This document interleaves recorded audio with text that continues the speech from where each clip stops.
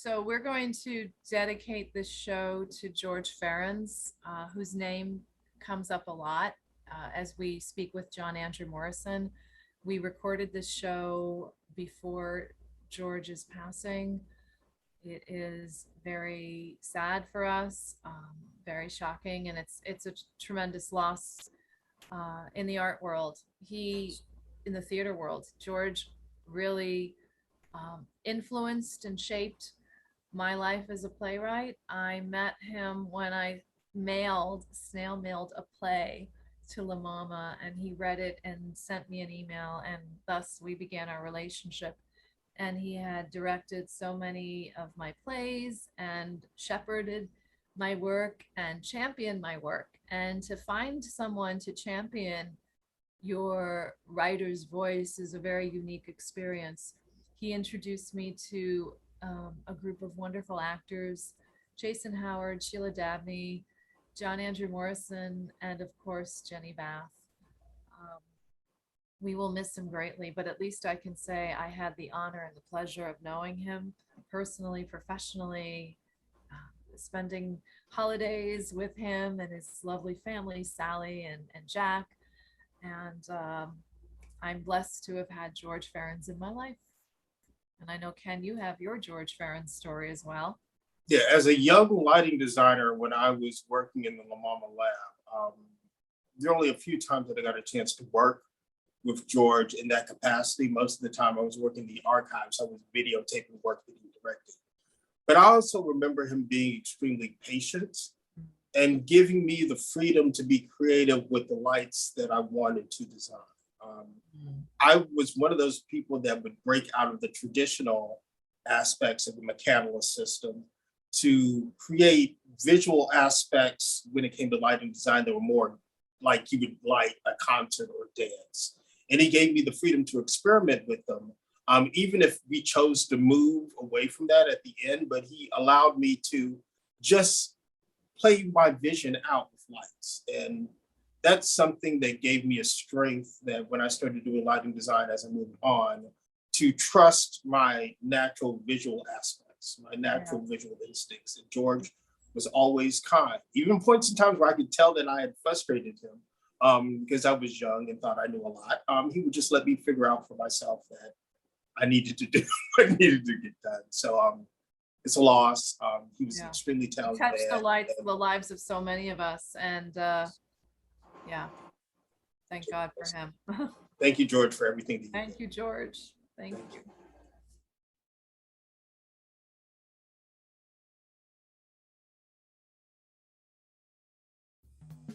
So Yasmin. Yes, Ken. Looking forward to today? Absolutely. We're going to speak with John Andrew Morrison, an award-winning actor in New York City who has won a Lucille Lortel Award and an Obie for his work in the Pulitzer Prize winning piece A Strange Loop. He also hosts a podcast called 5 Questions. He is a very talented actor who has worked all in theater in the United States and film and TV. And I know him for his work in The Warzone is My Bed at La Mama, directed by George Ferencz. It's always nice when you get a chance to meet actors that have performed in other productions of your work, especially ones that I've directed, even though I did the West Coast premiere. But also that La Mama connection, I know it helped me with my own growth as an artist. So it's always great to talk to actors that are actually, working, that have gone through that whole La Mama experience. So I'm really looking forward to this. It's going to be a good conversation.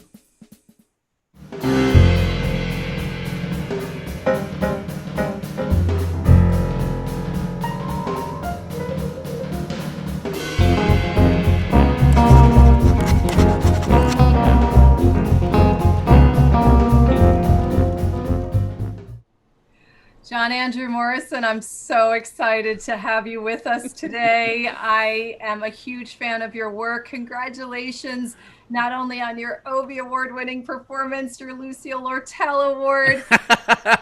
I'm so impressed. And we're going to talk about your recent projects, but I want to talk about how you and I met through The Warzone is My Bed at La Mama. Yes, also, but like Warzone, I feel like we also did another one of your... Returning. plays, right? Didn't we do? Turning. Yeah. Yeah, part of the experimentals, the new play stuff at La Mama. Yes. So yeah, thank the world for George Ferencz and his encouragement of me. That's the only reason I think I was able to do that role. Really, was because of George.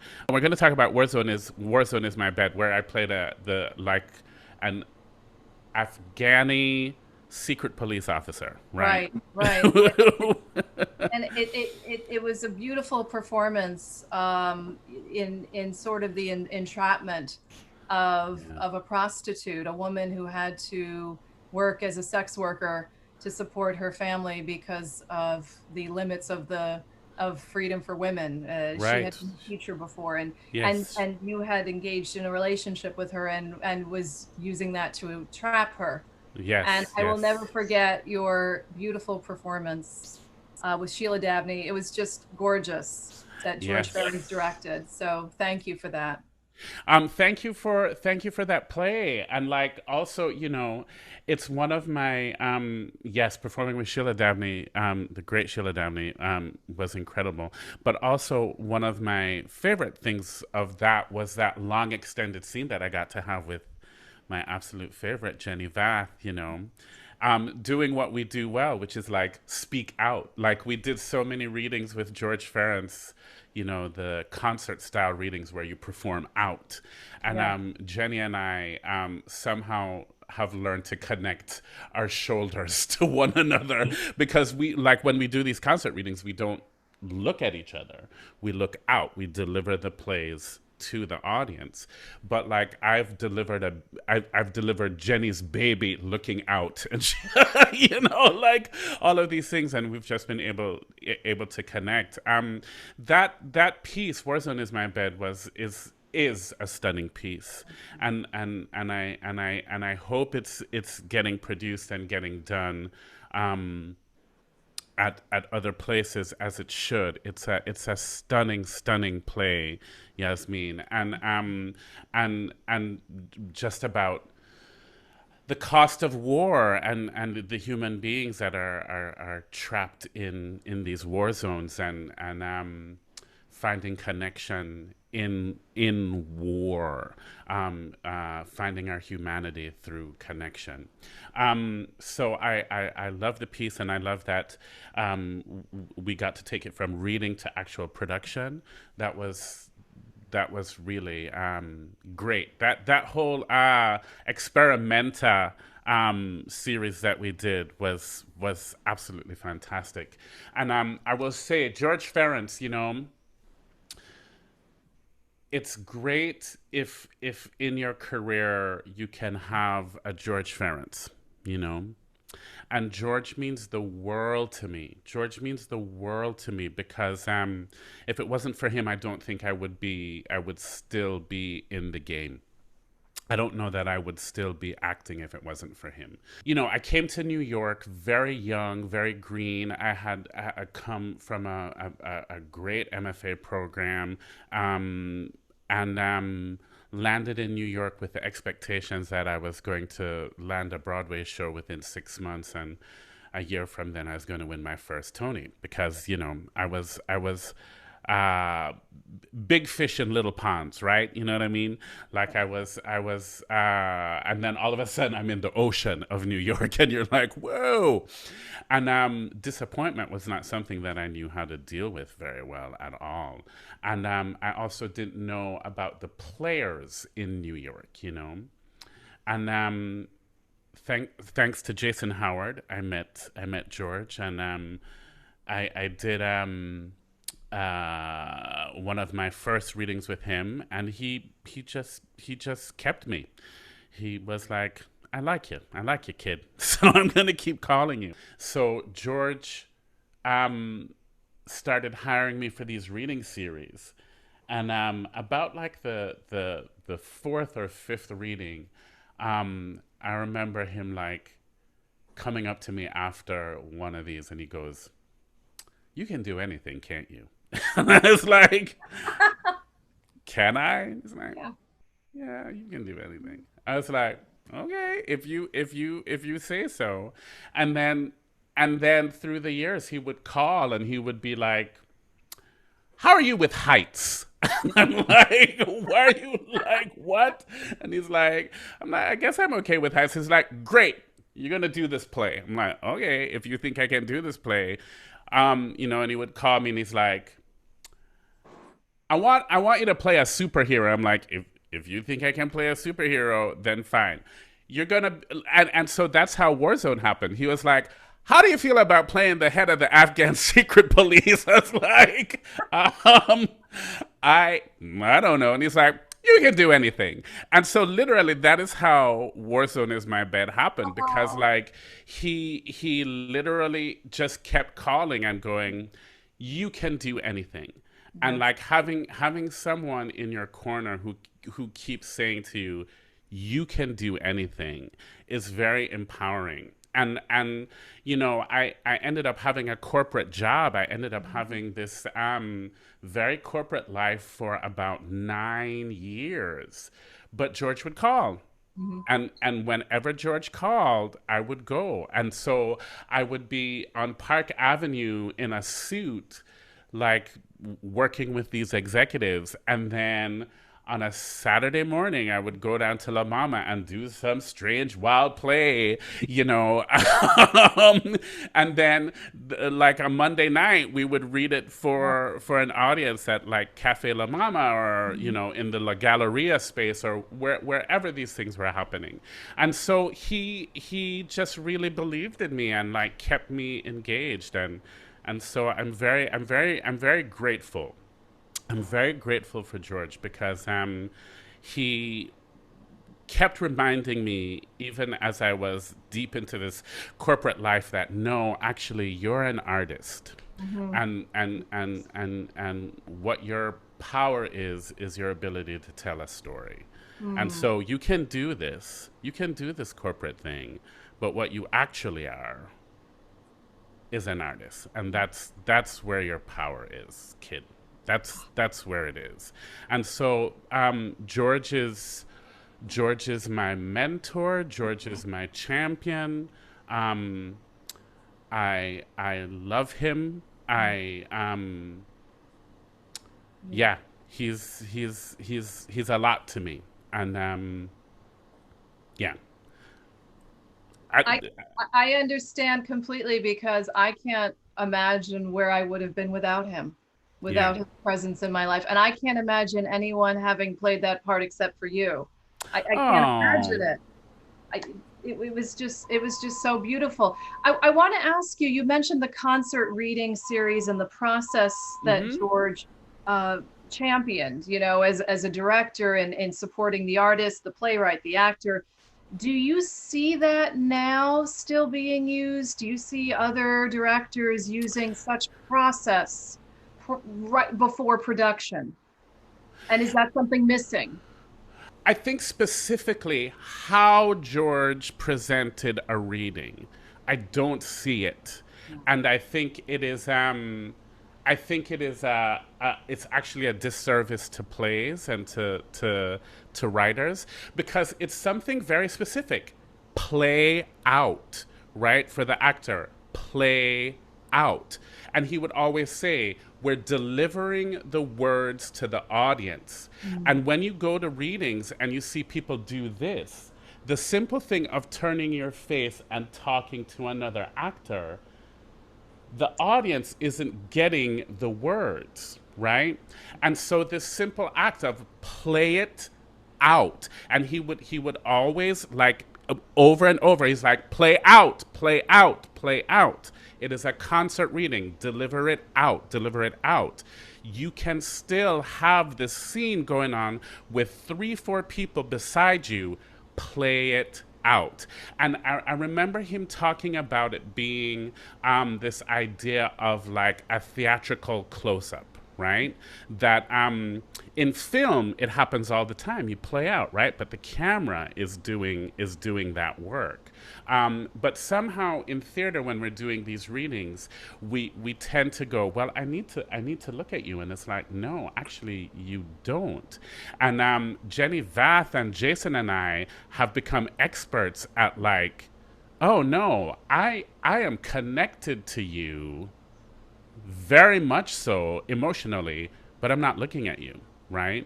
And the thing that happens and the experience that happens for that audience is that you are riveted, you are zoomed in to what is happening, and and the clarity of the words coming at you is a very different thing than when you do this. It's so simple. It's such a simple thing, but it's such a powerful thing for an audience to receive a play. And so I wish people embrace that more. But there is this thing where we kind of feel in readings that we have to talk to one another. We have to look at one another to talk to one another. But in fact, you don't. You can talk to one another because you're listening in a different way. Do you think Zoom readings lend itself to a concert in a way because you are reading out? I mean, I think so. I think very much so. There is still something about the being in a room with people breathing the same air. That is a different thing. You know, there is something about an audience of people gathered together, and then all of a sudden everyone's breath is the same, right? Like everyone's heart rate is kind of like the same, and there's that wonderful thing then that directors get to do, which is to play with the temperature and play with the pacing and play with all of that, and like get to feel an audience breathe different and feel their heart rate go up differently. You know what I mean? That I miss in being in a live space. But I do believe that Zoom does kind of replicate that to some extent. That it is you're playing out, you're delivering this thing out, and you're delivering it specifically for an audience, right? Like it is for them. It is for them. It's not for us. It's not an internal thing. It is, I'm delivering these words to you, audience. And my care and my effort is that you understand and you get all of the juiciness of these words by playing out. The one place where that happens a lot is in musical theater readings. Because it's the nature of, it is even the nature of musical theater. Like when you're doing a duet with someone, you start it this way, but you immediately, both people are singing out, right? It's kind of different now with mics, but when I started doing theater, that was like the little trick that you learned, because the mics were always at the front of the stage, like in college, right? You didn't have mic packs and all of this stuff. So you would start a duet this way, and then both of you were, I'm in love, I love you, and like you're both playing out, you know. In a way, musical theater replicates that concert reading series best. But I don't know if I'm answering your question specifically. Ask the question again, because you asked if about the process, right? Yes. Actually, I'm thinking about another addition to that question about process and product. As I'm listening to you. And I do want to talk about A Strange Loop, since you did bring up musical theater, but in a moment. I just want to hang on to this idea as we began the discussion with La Mama and George Ferencz. I'm going to ask you this question, not only as an actor, but as a writer, as as an artist, a comprehensive, holistic artist. Does every bit of the process have to result in a product, meaning production specifically? Can you maintain a balance between process and production? I know I've heard artists say, well, the purpose is a production, If this doesn't lead to a production, then what's the point? Could you be fulfilled with the process and then realize maybe it's not going to go on to another product, meaning a production? Yes, and. Yes, and. So I think there are two sides of theater, and I'm specifically talking about theater now, because I think if you're talking the world of film and TV, it is ultimately ending to a product, right? That is, it is ultimately ending to a product that is going to be viewed on a screen somewhere, right? Whether that has a theatrical release or it gets sent to YouTube or to an Instagram thing, but the purpose of a film and TV thing is ultimately some kind of a product. Theater is two minds, right? There is art and there's business, right? Now, you can be satisfied as a theater artist just working the art side, right?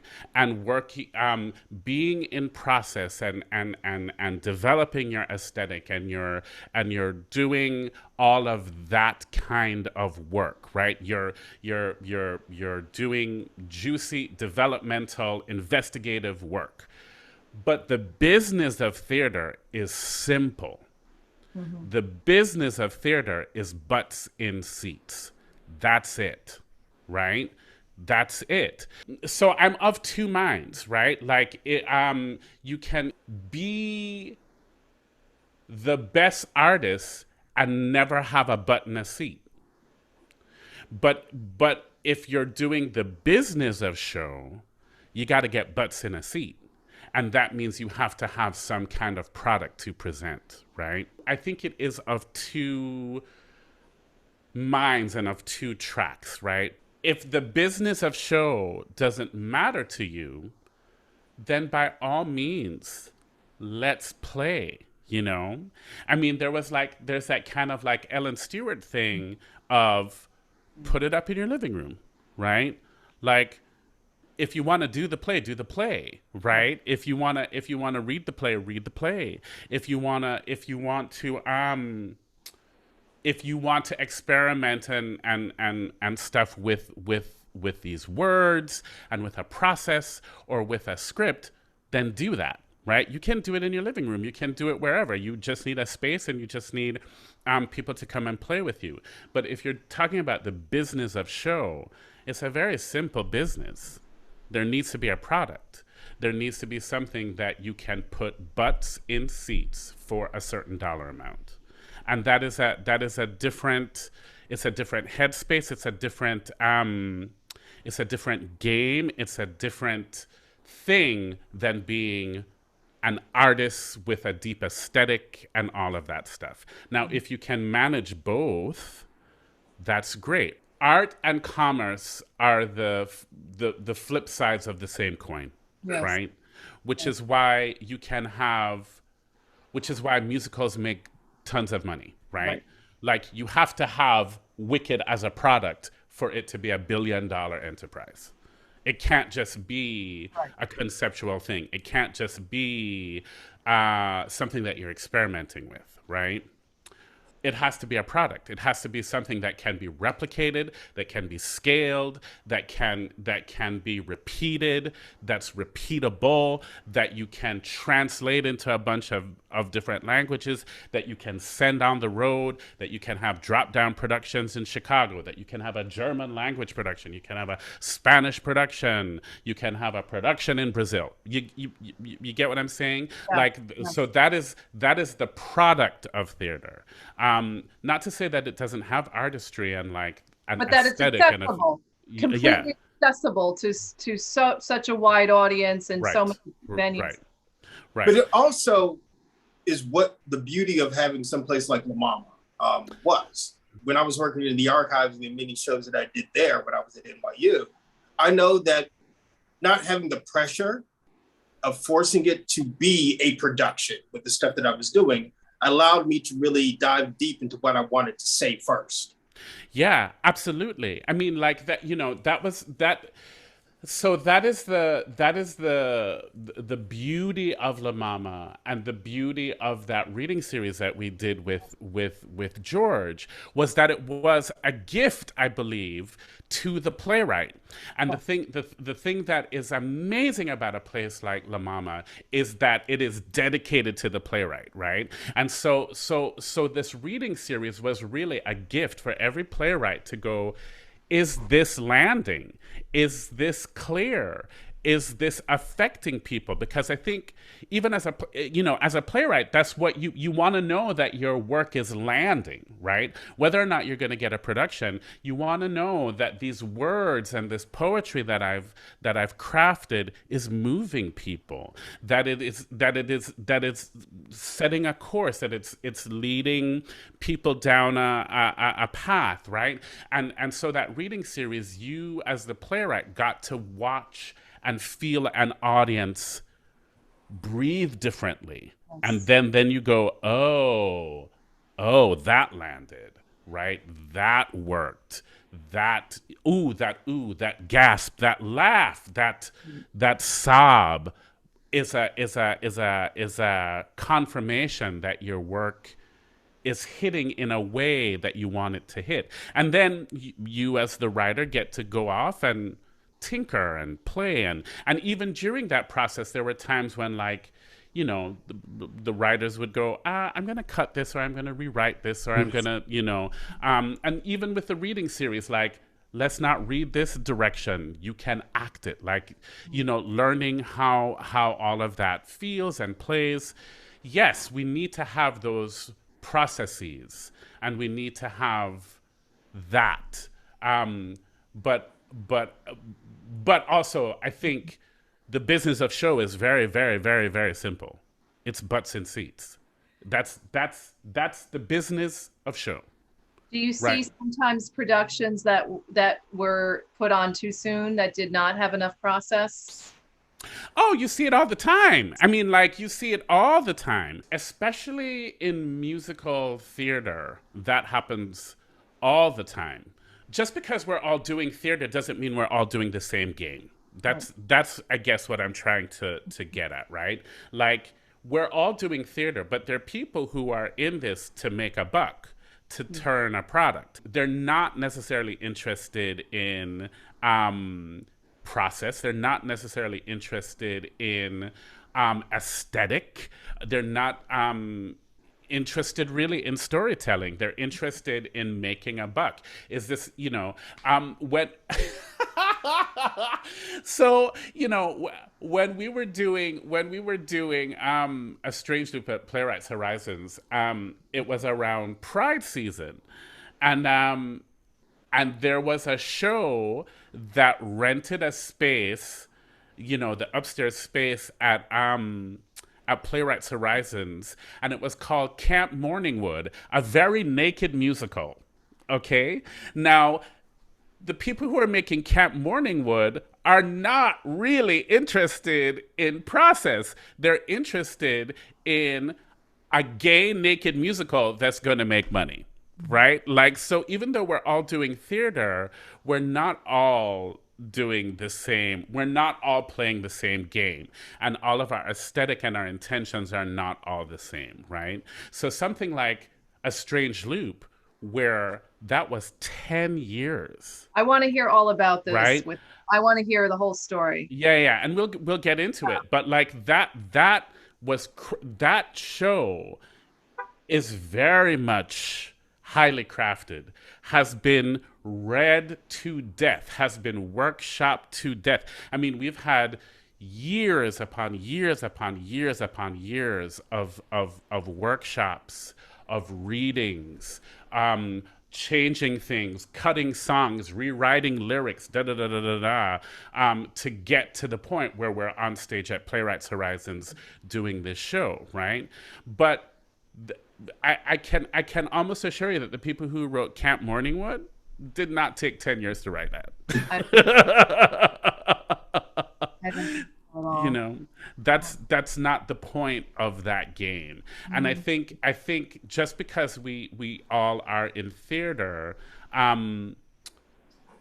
And also I'm of two minds, you know. I mean, like you can work off Broadway and off Broadway all your life as an actor and still never get health insurance from your union, right? Like you can do all the off Broadway shows that you want to and not be able to pay your rent. And that feels like cruelty to me, right? Like I have spent so many years dedicated to my craft. I want to be able to, at some point in time, make a living. I want to, at some point in time, be able to reap the benefits of being able to get health insurance and take care of my health through my craft, through the thing that I've dedicated my life to doing. And so you have to, well, you don't have to do anything. I have to be very mindful about art and the business of show, and I've gotten better at that through the years. Like I've had to make some decisions about what I will and won't do as an artist, and as a business person in the arts. You get what I'm saying? Yes. Like both of those, like if you can I'll never forget this. I shot a commercial once years ago, and I was on the set with a bunch of people, and a few of them were a few of them had been on Broadway, and you know, different walks of life. And there was this one guy who was on the thing, and I don't know how we got into it, but that was the first time the idea of art and business kind of really, he summed it up. He's like, look, you can make art all day long, but if you wanna make a living and you wanna do the business of show, you gotta figure out the game, and you gotta figure out how to play the game for yourself. Otherwise, you can make art all day long, but if you want to have a career, if you want to be able to make a living, that's a whole nother game. That's a whole other game. Hopefully, you can marry the two. And if you have a strong artistic aesthetic, if you have a strong thing of like, this is who I am as an artist, and hold true to that, then you can figure out the business for yourself, right? But if you want to be able to make your art your living, you got to remember butts in seats. I love the theater. I love the theater. The theater is my. I love the theater. The theater is my home. But the business of theater, unfortunately, does not benefit actors. No. Right? I mean, one of the shocking things is you can work off Broadway and not be able to pay your rent. Off Broadway and not be able to pay your rent. And if you had told me that as a theater student, I've been like, you're crazy. You're crazy. But I can assure you, you can be working at a Playwrights Horizons, a public theater, a second stage, in a hit show, and not be able to pay your rent, right? Because off Broadway, while it is more money than you would be getting doing off Broadway, or doing a showcase contract where you get a Metro card at the end of the thing, the only time you're making like a livable wage in theater is if you're doing Broadway or commercial off Broadway. That's it, right? You know, you're still only getting like $600-700 a week working at a reputable off Broadway institution, and sometimes less. Oh yeah. You know? And so even though you're getting a weekly salary, I mean, the benefit of it is that you're getting your health insurance points. Your name is going to be in the New York Times. Like, all of those things will happen. You'll be able to build to a career where TV people will go, oh, I'm going to come and cast you for Law and Order, or I'm going to cast you for this, right?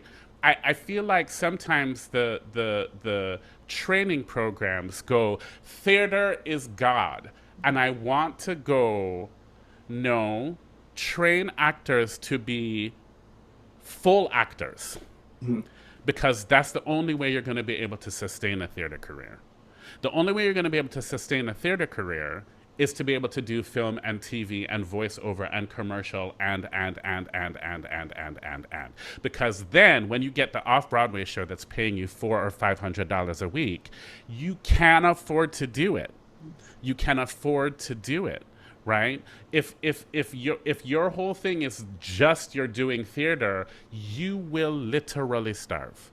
You will literally starve. I don't want you to think that I don't love the theater. No, I love the theater, right? We get that, yes.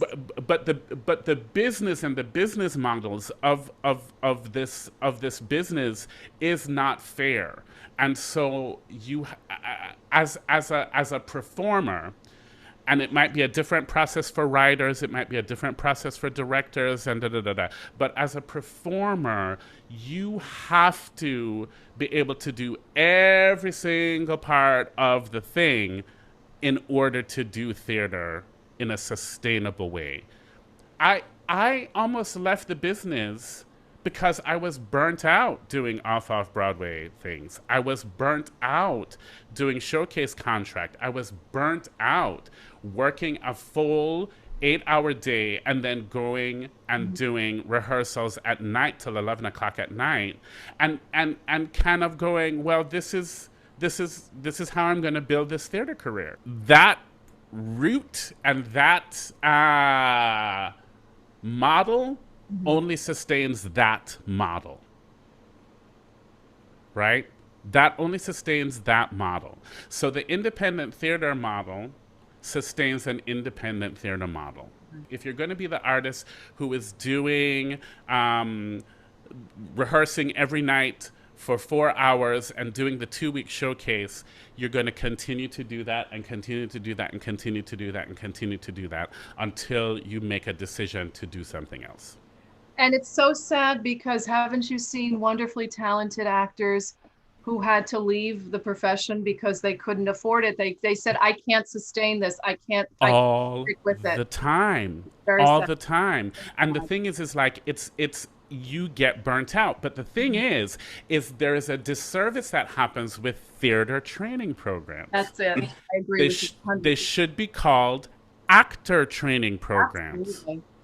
And the thing that would keep someone in is if you are like able to go, hey, I can take 2 days and make a commercial or an industrial film and make more money than I'm going to make on the 3 months of working on this off-Broadway showcase.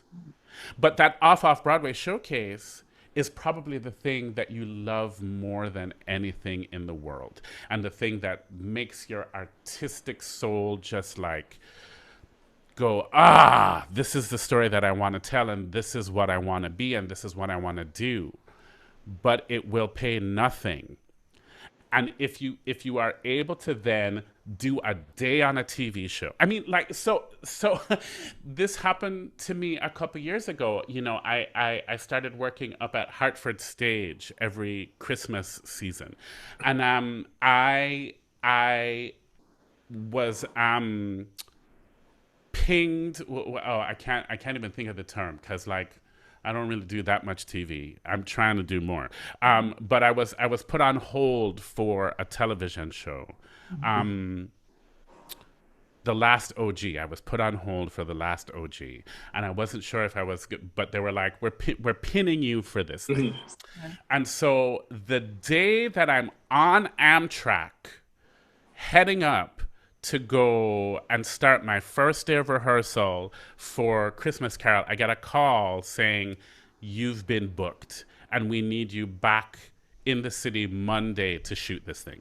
So I go up, it's like a Thursday. I go up, I'm there for the weekend, and I'm like, hey, I gotta go back. And I go back down that Sunday night, and I do this day on a television show. And literally, it wasn't even a day. I was literally on set for something like 3 hours. I got paid more money for those 3 hours than a whole week, than an entire week of my salary at Hartford Stage, which is one of the most reputable, big, and that's a great paying gig. That is a great paying gig. But for those 3 hours being on set saying one line, I got paid more money than I did for a week of work in theater. The people I know who work off Broadway regularly also do like audiobooks, and they do voiceover, and they do da da da da da. And those things are the things that sustain and are able to allow them to do these off Broadway shows and do these things like that. Because unfortunately, theater is challenging when it comes to like making a living. But you've never abandoned theater. And it sounds like you never really will. It will always be a part of your. I mean, I love the theater, but like so it's so very interesting. I almost walked away from theater. Yeah. I didn't know that. Yeah, because so I had worked for an oil and energy company while I was doing all this stuff at La Mama. And then George wasn't doing as much at La Mama. I had changed to another job.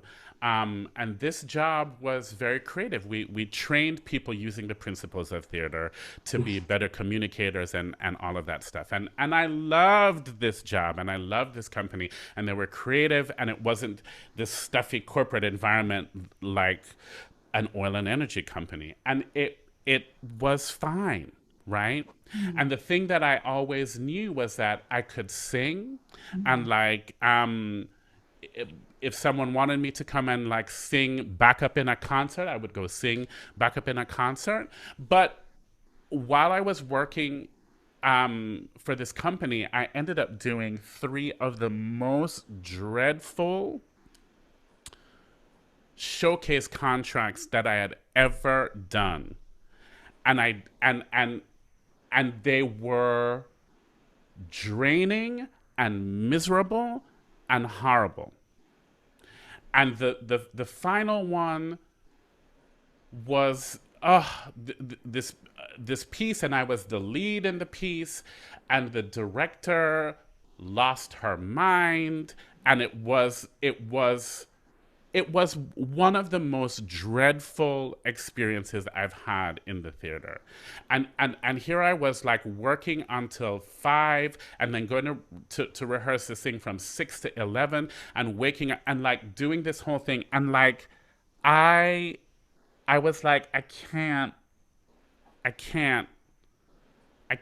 do this anymore. Right? Like it's a different thing if you're a 20-year-old. I was 40.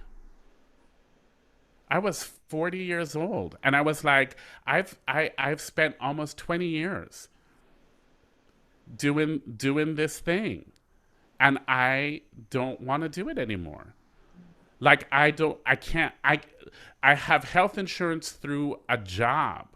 Yes. In the 15 years of being equity, I had never been able to get health insurance through my union because I had done all of this off Broadway stuff, and yes, very, very satisfying, extremely satisfying. But after a while, it becomes soul crushing. I think it's a difference if you're in your 20s and your 30s, and like, but like you reach a certain age and you're like, what? I don't want to I don't necessarily want to do this anymore. I don't have the energy. I don't have the capacity at 40 to still work an 8-hour job and then go rehearse till 11 o'clock at night. That's fine if you're 20 something. That's fine if you're in your 30s. But like after a while, you just are tired. And I was done. I was absolutely done. And, two things happened. I was doing this showcase. It was, I've never ever like finished the run of a show and not given my director a hug or said goodbye to them. And like that show, I literally ended the show and I packed up my stuff and all of the people went that way. And I packed up my bag and I went out the other exit and just left. Mm-hmm. It was one of the most discouraging things I'd ever done. And you're just kind of like, I got paid nothing to do this. I gave my blood and sweat and my time and my care to this thing. Nobody saw it. We had audiences of 2 people in a 60-seat theater. Oh, It was the most soul-crushing thing. that's what I'm thinking. Soul crushing. And with a director that had no appreciation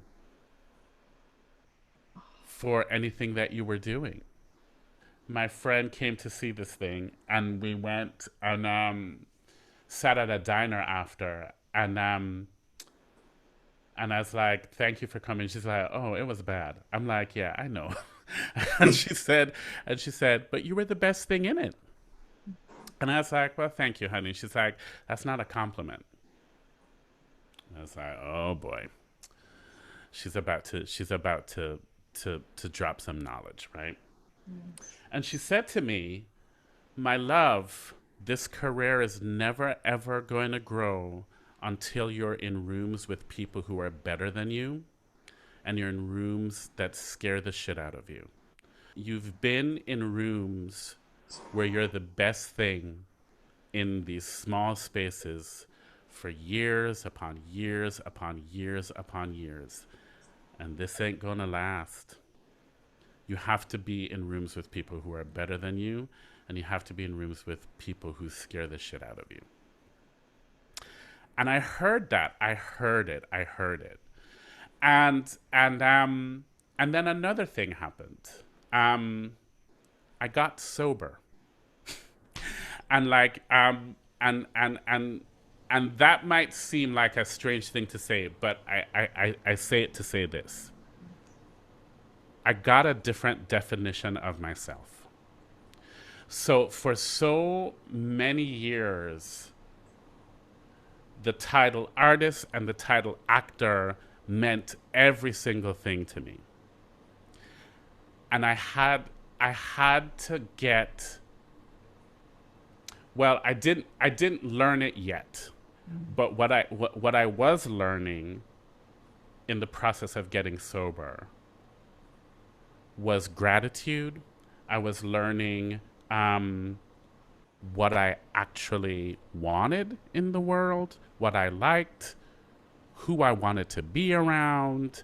I was getting a bigger definition of myself than simply actor and artist. Right? I was getting something bigger than that. I was then getting connected to a bigger community. I was getting connected to a community outside of acting. I was getting connected to something that was bigger than the definition I held for myself.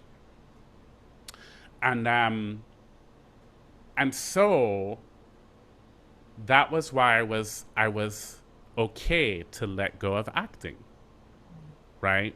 because I was like, okay, if I let it go, I'll be okay. I'll be just fine, right?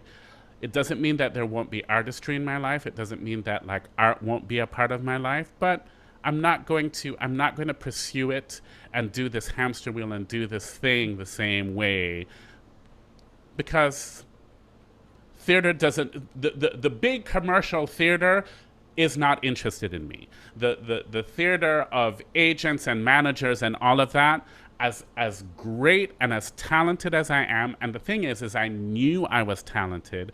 I knew that artistically I had something to say, but that doesn't mean that the business cares about that, right? Like that's also a whole nother thing, and that's a thing that I learned early when I first came to the city, was that I'm a big black guy. Immediately, the business of musical theater means you got to be a thug or you got to sing bass, right? But my presence as a big, large black man on a stage, I'm too soft and I sing too high. They had no idea what the fuck to do with me. They literally had no idea what to do with me, because theater at that time for black people meant you, as a big, large person, a person in a large black body, you had to sing down here, or you had to be a motherfucking thug. That was it. That was what the business at that time in the early 2000s wanted. That was the thing that was making you money. So thank God for George Ferencz, because I was able to be an artist and and like, believe you me, I tried. I did all those auditions and and went to all those things, and they were like, "What? We don't know what the hell to do with you," right? So, fast forward, I've gotten sober. I'm working on a whole new life plan, a whole new thing about who I want to be in this world, and I go, okay, fine. The business of show does not want me for what I can do and what I am, but I knew I had things like La Mama. I knew I had playwright friend. Like, fine, do the play in your living room, but I wasn't going to pursue that anymore. And I was speaking with my friend Tom. He actually just texted me. I was like having this conversation with him, and he's like, "Baby, you cannot do it. You don't have to act. It's okay. You can let it go." Right? Like, you can let it go. It's fine. You have other things, you have other outlets, you are fine. And I was about to start the process of like giving up my equity card, giving up the whole thing. Like, literally, I was done. And I prayed on it and I meditated on it, and I was fine in my soul, in my spirit, in my heart, that I was like, I'm going to let it go and I'm going to pursue something else. I'm 40-something years old. I want to be able to have some other experiences. I want to be able to have some kind of security, some sense of safety in the world. And like, that's not going to happen there. Literally 2 days after that conversation with Tom, I got a call from McCorkle Casting. I had not auditioned for them in 15 years. Literally in 15 years, had not auditioned, had not stepped into a McCorkle casting office in over a decade. And I got a call out of the blue asking me if I knew how to do a Jamaican accent. Okay? Now, if you can't hear it, I'm born and raised in Jamaica. And so I was like, yeah, I happen to know how to do a Jamaican accent. So they're like, would you come in and just read this, like, we need people who, we've been working on this project and the voicing isn't right. Like, people aren't getting it, and we just need some, like, people who really know how to speak this rhythm and speak this dialect properly. And so I went in, and it ended up being, at the time, the biggest show I'd ever done. It was a show about Bob Marley. It was about Bob Marley in the 70s. And the thing that was amazing about it was this show had characters who I grew up with, right? So it just so happens that the prime minister, who was a character in the show, I went to kindergarten and first grade and junior school with his daughter. And here they are talking about this guy, and I literally used to play hide and seek at birthday parties in his house, right? And so there were like characters in this thing that I was like, oh, this is someone that I grew up seeing on TV. This is someone that my mom knew. This guy was a friend of my uncle. Bob Marley's house was literally a half a mile up the road from where I went to school. Like, I knew this world. And so when I got this call to come in and do this reading and do this workshop, I was like, oh, not only do I know this dialect, but I know this world. I know it.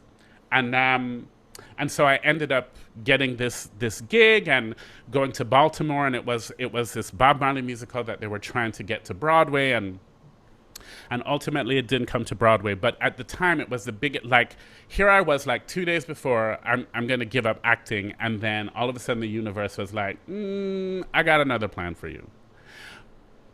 But I learned why that came into my life later. So when I was in Baltimore doing this show, there was a woman in the cast, Susan, just brilliantly spiritual, just centered in her being. And we lived in a hotel about like a 10-minute walk from the theater. And one night, it was like maybe during a tech or rehearsal of some kind. It might have been a rehearsal. And we were walking back, and you know, she said something lovely to me about my work. And I said, you know, I almost gave up acting, and I told her the whole story. And she said to me, oh, well, that makes it makes sense why you got it. And I was like, why do you say that? She said, well, God doesn't give you anything that's going to destroy you. And I was like, what do you mean by that? And she said, you had to get a bigger definition of yourself because you love acting. But if God gave you acting and then somehow acting got taken away from you, it would have destroyed you. So you needed to have a bigger definition of yourself than simply actor, simply artist. Because if you're not doing that thing, you're going to be okay. And so God was like, I'm not going to give you this career now because you don't have a definition that's going to sustain you.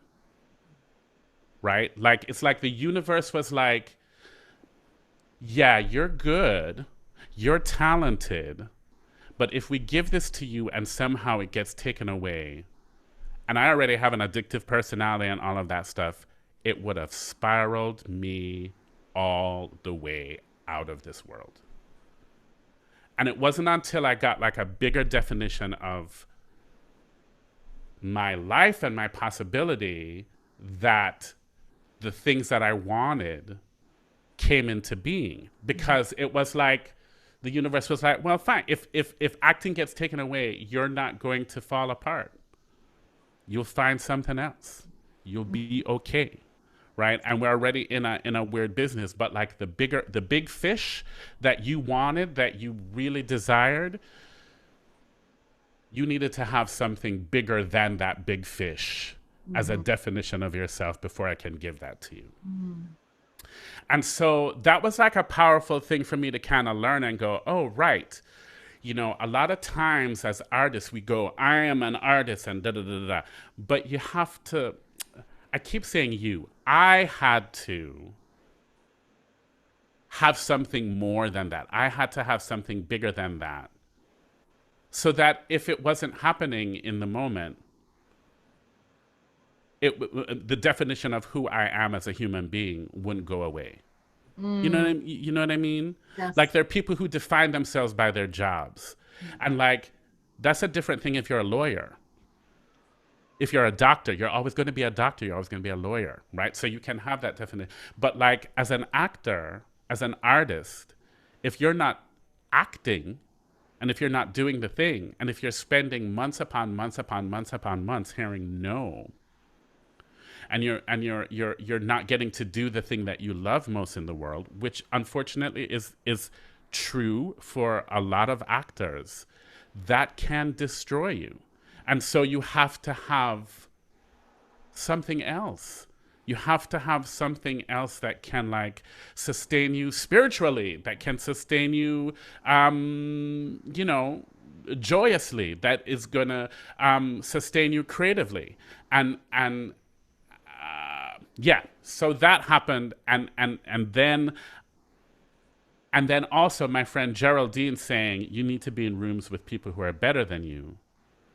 Both of those things started to happen, right? Because that Bob Marley show, all of a sudden I was in rooms with like Kwame Kwe-Arma. I was in a room with Sekon Senbla. I was in a room with Susan Kalechi Watson. I was in a room with like actors who were on their game, who were better than me, who knew what being in this big arena was like.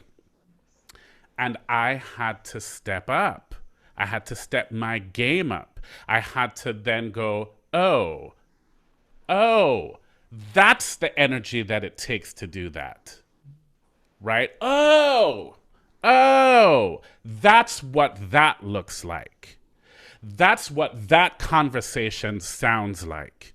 Because I had been in the room doing these like things in 50-seat theaters and I knew that world. I knew that world inside out. But this thing, this bigger thing, I had never been in a show with automation. I'd never been in a show with a live 100-piece soundboard. I'd never been in that world. And here I was now in these technical rehearsals. Like there was one day that I didn't even know that something like this could happen. And I'd been in theater for decades, right?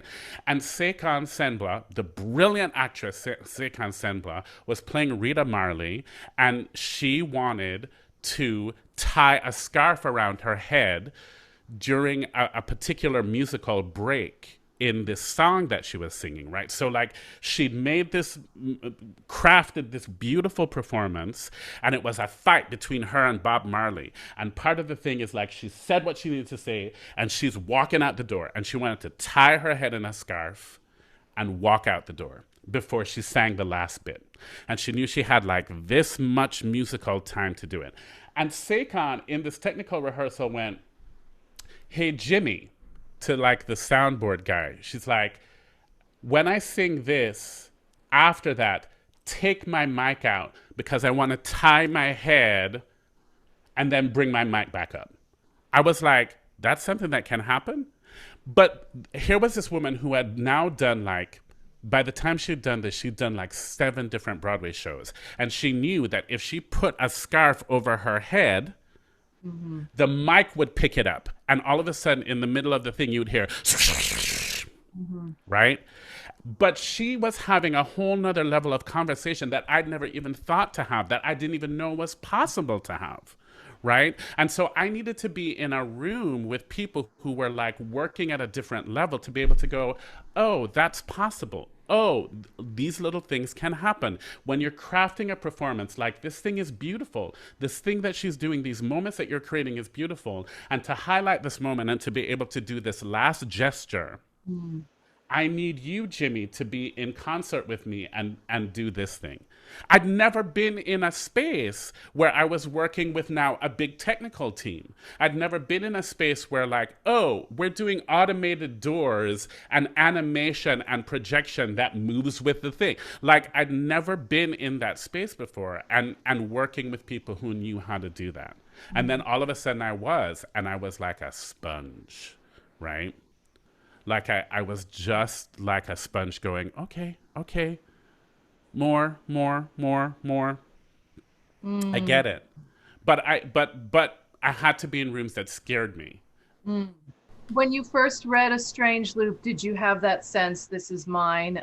Only I must do this part. And I also want to know, when did you get involved, at what stage of A Strange Loop? Because you had said it was in a 10-year process. A Strange Loop is a self-referential musical about a fat, black, queer musical theater writer writing a musical about a fat, black musical theater writer writing a musical about a fat, black, queer musical theater writer struggling with his identity and his self-esteem.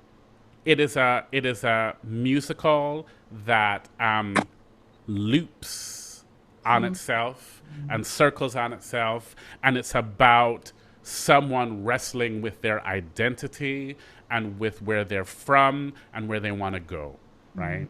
And so in essence, it's about this fat, black, queer writer struggling with his identity as a gay man in a world that is white and pretty, as a theater artist with a singular voice, with gatekeepers who only want black work that is about slavery and police brutality.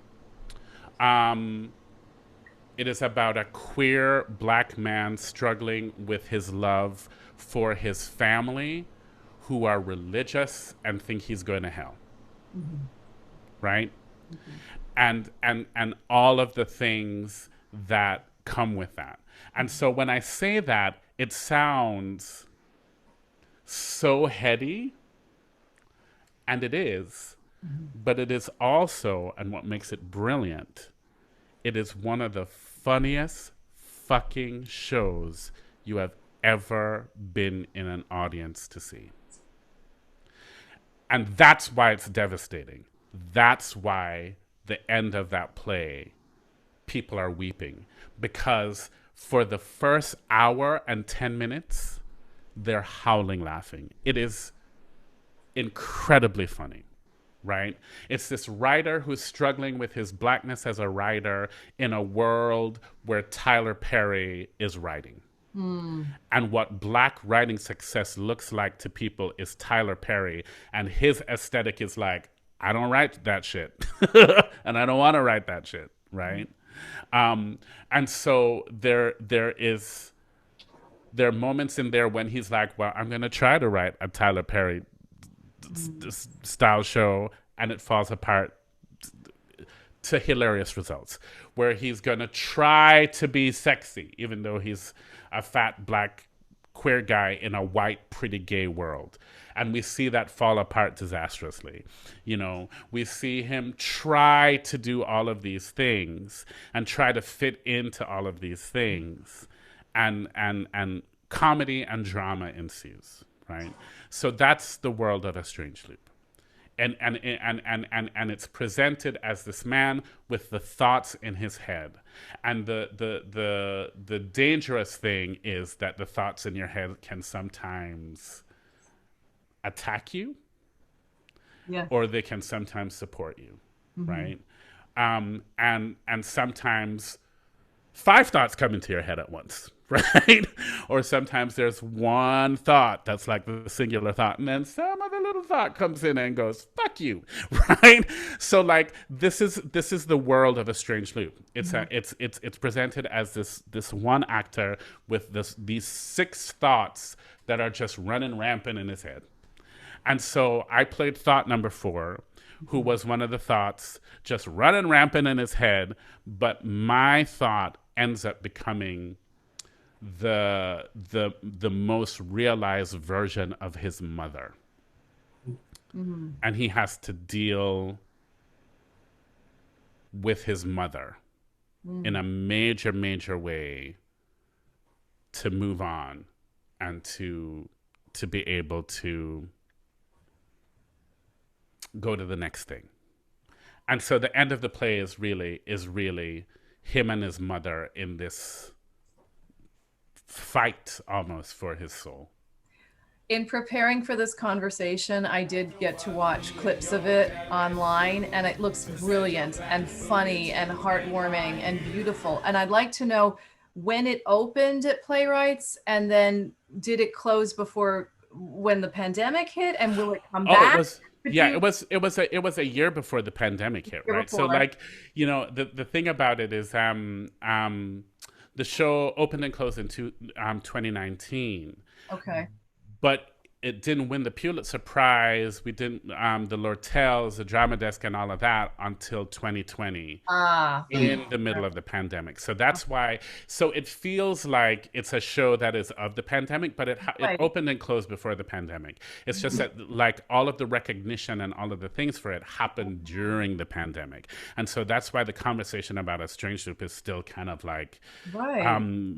in with the pandemic, but the Yes. show opened and closed well before the pandemic happened. Yeah. Is there any talk of bringing it to the stage again? Oh, okay. Oh, all right. Good. It's coming back. Oh, how exciting. It looks brilliant. So there's a production that's coming to Woolly Mammoth in DC Oh, in great. anticipation of a Broadway bow. Oh, Yeah. Yeah. But none of that's really been fully announced yet. oh, so we'll cut that out. We'll No, you don't have to. I think that could be announced. Manifest it. You manifested. I'm already I'm already a part of the Woolly Mammoth and all the rest of the conversations. It just hasn't Oh, been announced yet. And so, you know what? By all means announce it, because they need to do it. yeah, I want to see it. Yeah. So we're playing DC, and then hopefully from there a Broadway announcement will happen. So that's the plan. That's the plan. But Strange Loop is it's such an interesting piece, because it was like a show that kind of almost like developed out of these disparate parts, right? So Michael, as a composer at NYU, had written these very personal, what you almost call like trunk songs, and there were these little one-off songs, right? Like these one-off songs that were looking at facets of his life and what he was experiencing in the world. And I think it was like 2003, 2004, he did a concert at Ars Nova called Dirty Laundry. And like it was called Dirty Laundry because there were these very intimate songs, right? Like there were songs about him like trying to go to an orgy. There were songs about him as like a 13-year-old kid going to a party and trying to like figure out what like sex looks like, about a piano teacher that kind of had messed with him, sexually. So there were these very like intimate, dirty secret kind of songs. Dirty Laundry was called.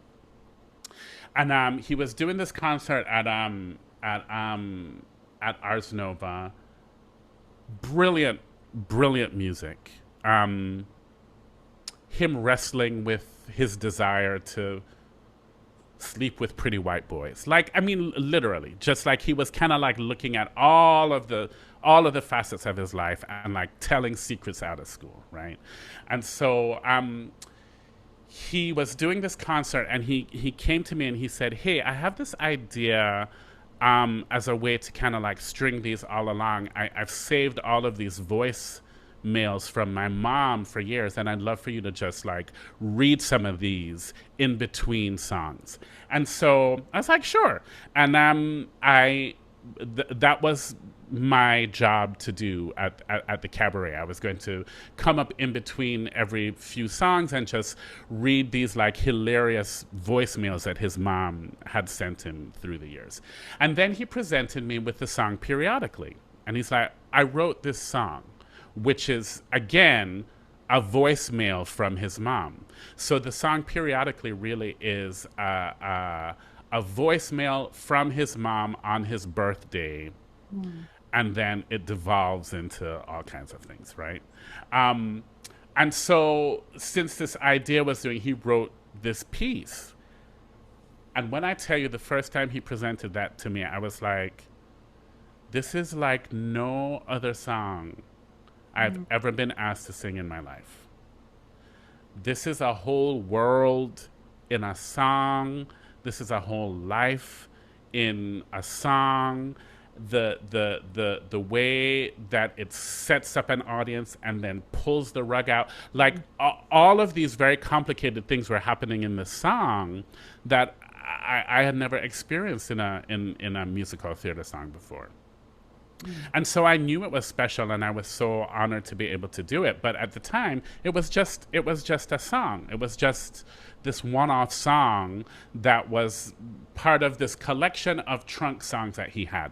Also, another song, the first song, was a song called "Memory Song," which is a stunningly beautiful. It's the 11 o'clock. It's now the 11 o'clock number in the musical A Strange Loop, and it's about him wrestling with the memories of being this lone gay black boy who decides to turn his back on the Lord, right? And that's the refrain over and over. One lone gay black boy I know who chose to turn his back on the Lord because he felt that religion was like not looking out for him, didn't have his back, right?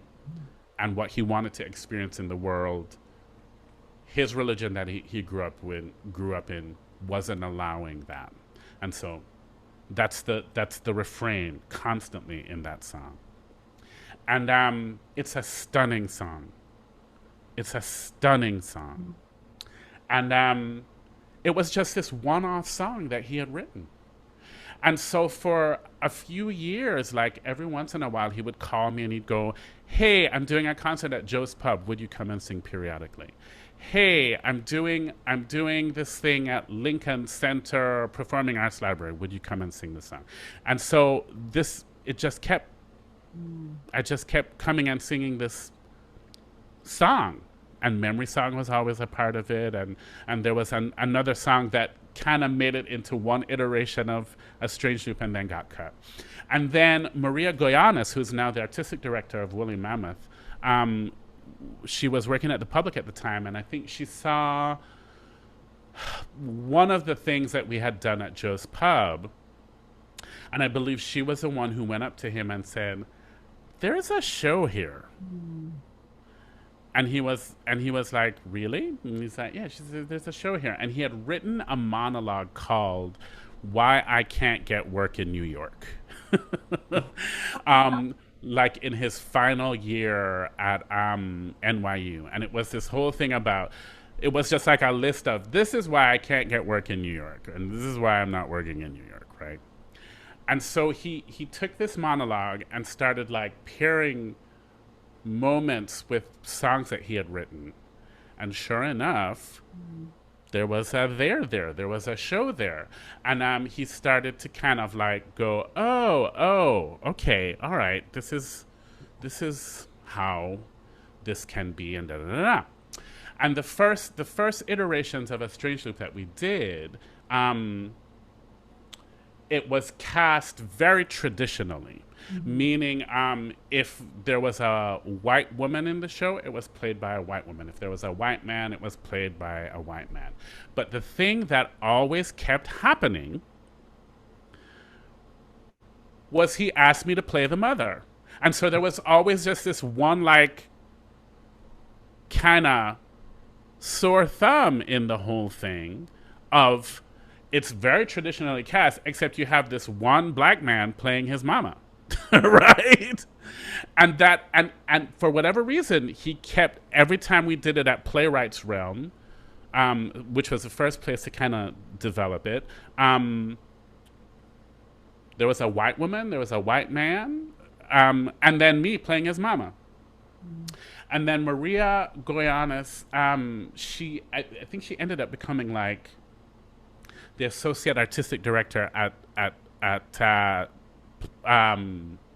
the Public, and she couldn't be really involved with the show in that way anymore. And and so the idea of that show, it kind of dropped, and it dropped for a while.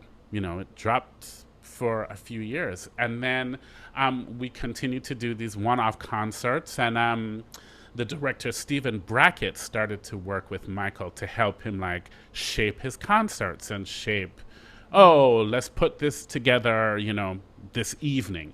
And we were doing evenings all over the place, right?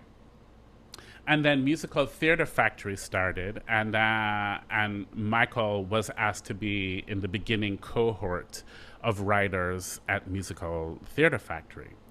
And Shakina, who was then the artistic director, said, "Is there anything that you have that you want to look at?" And he's like, "Well, I have this piece that I kind of started, and there's something there, but I don't know what it is, and da da da da." And I guess I can bring that. And so she was like, "Okay, bring that." And so he brought that to Musical Theater Factory, and again he was working with Stephen Brackett, and him and Stephen Brackett started to have conversations about the piece as it had been written, and the thing that was the brilliant contribution of Stephen Brackett was he kept going, "Why do you always have John Andrew as the mom?" And he was like, "I just like how he sings." Like for Michael, it was like, "I just like how he sings it," or I like how he embodies it. But Stephen Brackett kept going, "But why do you keep doing that? Like, there's a gesture there that is intriguing and interesting to me." And so Stephen came to him with the idea of, well, what if the world was all presented in Black queer bodies? Like, what if the entire world that you've created, that has white people, that has women, that has all of these things, are embodied visually in the bodies of Black queer people? And when Stephen gave him that idea is when the show went,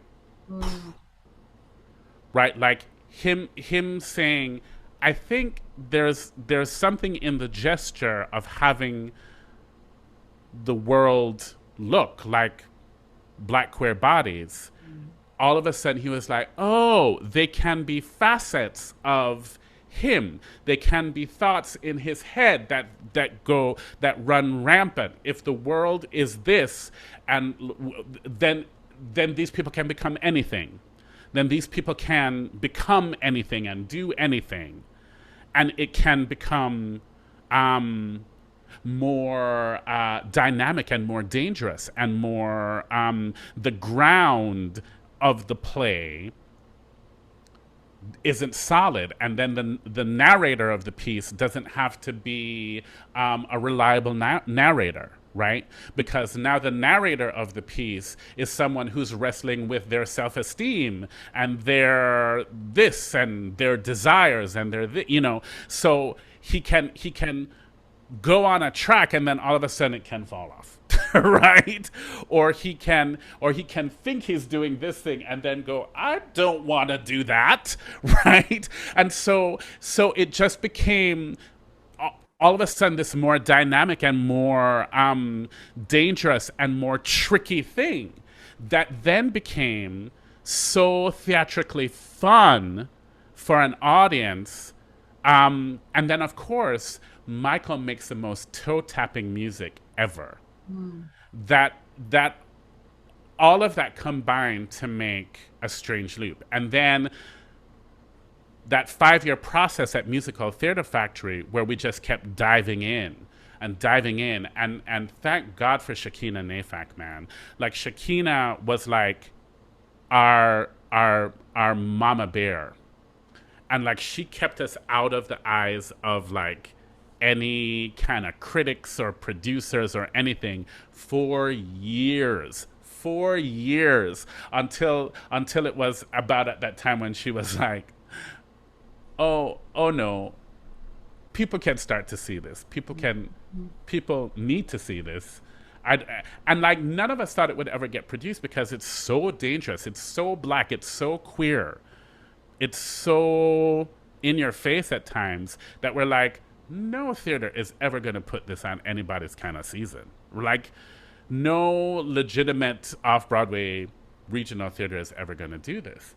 So all of a sudden, because we had like a good like 3-4 years of just developing it like this and playing, and Michael free from the thought of, again, back to your earlier point of process, he was like, it's never going to be produced, so why not just go? He's like, it's never going to be produced, so let me make it as dangerous as possible. Like, literally, this was always his thought. It's never going to get produced. It's never going to get produced. And that thinking worked. And that thinking worked, right? Like, he's like, it's never going to get produced, so why not just make it as bold and as outrageous and as dangerous as possible? Let's play. Let's play. And so he started to make these very bold gestures of like pulling the rug out of, like setting the audience up and pulling the rug out, and like having thoughts kind of like change mid-thing, or like having this unreliable narrator as the lead of the thing, having this person who is like celebrating and destroying himself at the same time. And the thing that makes it work so brilliantly is that it is so incredibly honest, and it is so incredibly specific. So he was writing for a fat, black, queer man. And he was writing to talk to a black audience. And he was writing specifically, like there are references in there that as a white audience person you can appreciate, but you don't feel as deeply as a black person. But he was writing it very honestly and very specifically, and he had something specific that he wanted to say, especially to black church people, about how destructive their thoughts and their actions were towards black gay people, and how that was like killing the spirit of these black queer people who are running your choirs and playing in your churches, and hate the sinner, hate the sin, not the sinner. All of that rhetoric was causing people to die. And he was speaking specifically to pretty white gay people who had thoughts that were demeaning and mean-spirited and hateful towards black queer bodies. It was honest and specific and pointed. And as a result, he was like, no one's ever going to produce this. No one's ever going to produce this. But here was the magic of this piece. We started to do these readings at Musical Theater Factory. And people started to go nuts for it. Mm-hmm. I'll never forget the first time we did a Musical Theater Factory thing, and we presented this one sequence, which is towards the end of the piece, and it's called Precious Little Dream. And it's about the mother having this precious little dream of her baby boy. And he's going to get married, and he's going to have kids, and he's going to do this, and he's going to write Tyler Perry-like style things. But my precious little dream is being destroyed because he's talking about gay this and gay that. And it's this very specific moment in the show that is painful and takes us to this whole other, it starts in this precious little dream thing, and then a whole nother gesture happens that is shocking and is big and is like, whoa, where are we going? And we presented that as a 15-minute segment. The first time we ever did it at Musical Theatre Factory. And we literally saw people go like this. And then after, people came up and they were like, oh my God, I've never seen anything like that. I've never seen anything like that. And so we kept developing the show and developing the show and developing the show. And I'll never forget the first preview audience of that show. I'll never forget it. We kind of like, okay. We knew that people loved it in like the underground musical theater community, but we're like, we're at Playwrights Horizons. This is a specific subscription base. This is a white subscription base. This is we don't know. We don't know how in general people are going to respond to this thing. And so we did the first thing, and you could feel that there was an energy in the room. And the thing that was kind of great about it was a lot of the underground musical theater people were excited to see what this show was going to look like in production because they'd seen it for years behind music stands. So they were like, what is it going to look like as a production? And so we had some of those people in there, and we did it, and we got a lovely response, and some people stood up and they were into it. And I was leaving the theater that night, and this woman, this white woman, came up to me with tears in her eyes. And she was like, that was the most honest piece of theater I have seen, and you just told my story. And I was like, we did not tell your story. This is a fat, black, queer experience. You are a white, 20-something-year-old woman. We did not tell your story. She's like, you told my story. This was my story. And what we started to realize was because it was specific and because it was honest, it became universal, right? Everybody has dealt with self-esteem issues. Yes.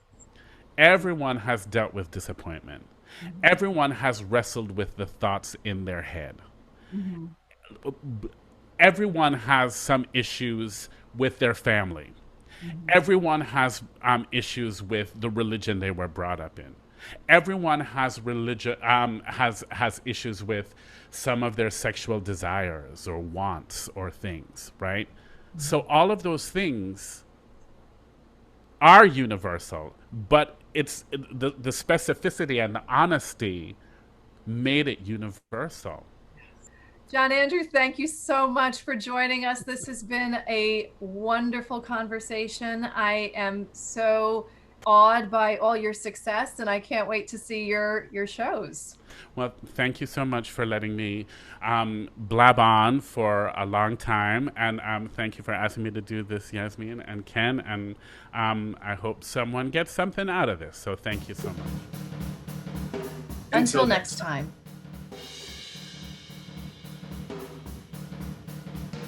I'm trying to get that